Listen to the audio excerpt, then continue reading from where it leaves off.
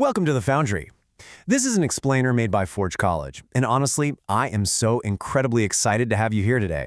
Go ahead and grab your magnifying glasses. We're putting on our detective hats to tackle a really fascinating topic: vulnerability identification and automated reporting. Now, this explainer is a pivotal lesson within the Advanced Techniques in Static Analysis module, which sits right inside the Smart Contract Security Audit capstone, all as part of the broader Smart Contract Security track.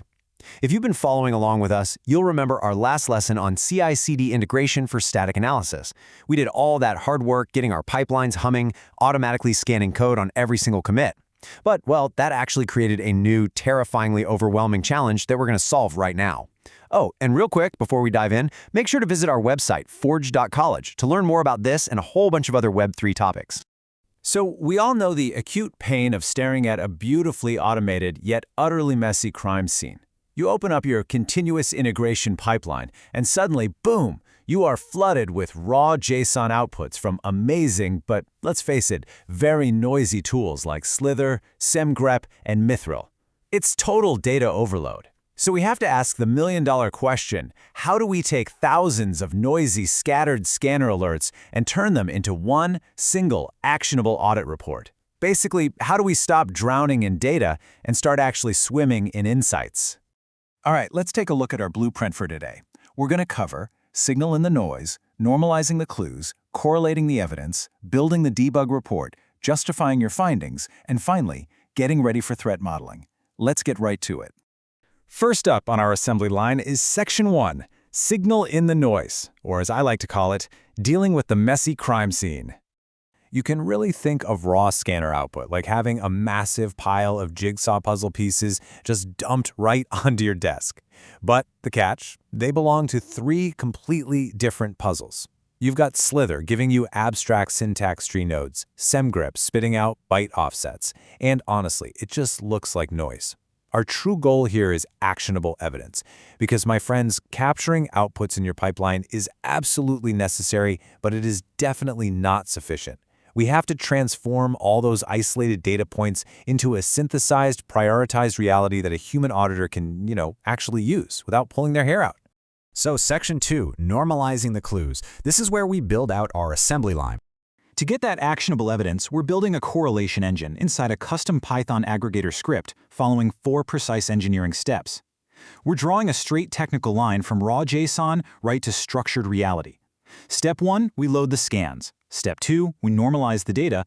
Step 3, we correlate the findings. And Step 4, we annotate the results. It's kind of like a giant funnel. We pour all those messy scanner files into the wide top, and we systematically filter and shape them down until a pristine, focused report just drips right out the bottom.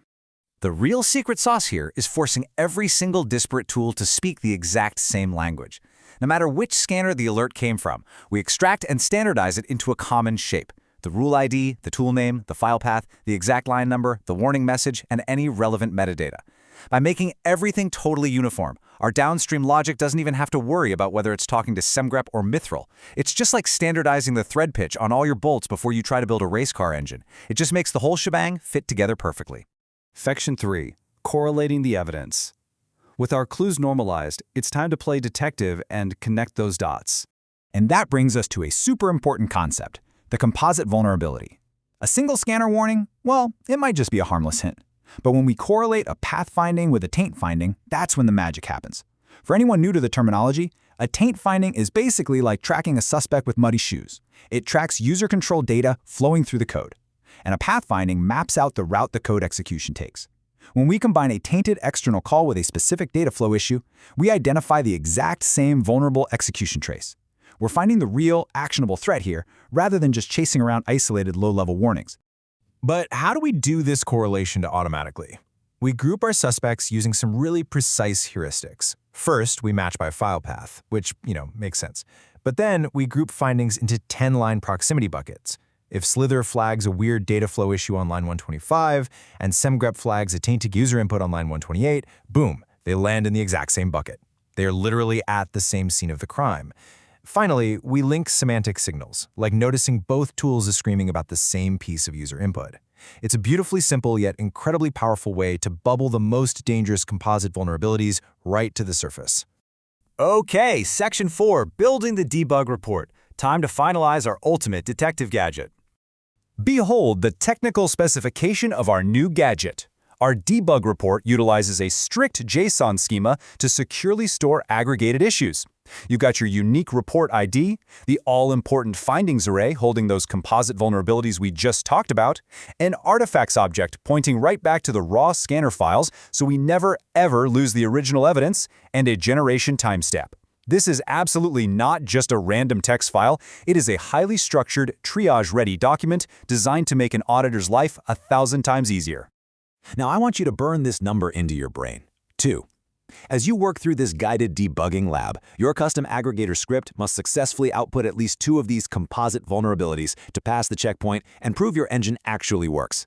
If your report only shows single, isolated findings, well, it means your 10-line proximity buckets or your semantic matching heuristics probably need a little fine-tuning. Moving to Section 5, justifying your findings, because an automated gadget needs a human touch. Injecting a false positive rationale is absolutely critical here. See, automation is incredibly fast, but it totally lacks human context. Adding a simple string field to your report that says input sanitized earlier, or maybe external call occurs on a known safe address, saves the human reviewer from chasing ghosts during triage. This seamless blend of automated data aggregation with expert human judgment, that is exactly the kind of real-world practical skill that is highly valued and deeply integrated across all of Forge College's learning programs. We want to build tools that empower auditors, not tools that just create more busy work, right? And to make our report completely unassailable, we add what we call a reproducibility recipe. By attaching a really quick, short shell command or code sequence right to the finding, like literally telling the auditor, run semgrep on wallet.sol line 128, you ensure that absolutely anyone on your auditing team can instantly verify your detective work. It completely transforms your report from a theoretical list of maybe problems into a rock-solid, mathematically provable list of exact bugs. Finally, Section 6, ready for threat modeling. The case is practically closed. We've successfully converted a mountain of absolute noise into a singular, beautiful, actionable intelligence report. This prioritized artifact, your completed debug report, sits right at the very heart of the smart contract security audit capstone. It isn't just a list, it is your core evidence set. Persisting these structured reports alongside the raw artifacts in your CI pipeline makes it completely straightforward to iterate with your team and your stakeholders. But more importantly, it is now perfectly primed to fuel our next big phase, feeding directly into advanced attack simulation exercises and deep threat modeling. As we close the file on this case, I want you to ask yourself, how will you use your new automated triage gadget to uncover the next major exploit? What massive vulnerabilities is your custom correlation engine going to catch next? Thank you so much for joining me in this explainer made by Forge College. To dive deeper into this subject, get your hands dirty with the code, and explore a massive world of other Web3 related topics, be sure to visit our website, forge.college. Keep building, keep securing, and I will see you in the next lesson.